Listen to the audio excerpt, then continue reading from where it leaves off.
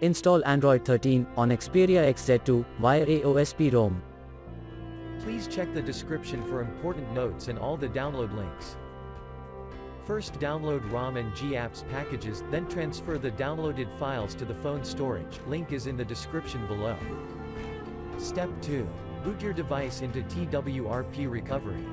Once in TWRP, click on Wipe, Advanced Wipe, and select the check boxes, as shown in the image, excluding internal storage.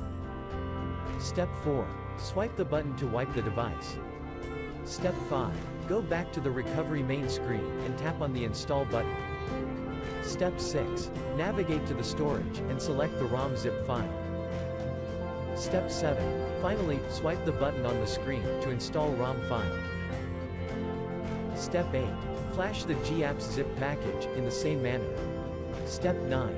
After GApps flashing completes, select Wipe Cache and Dalvik from bottom left side of screen, and swipe to wipe.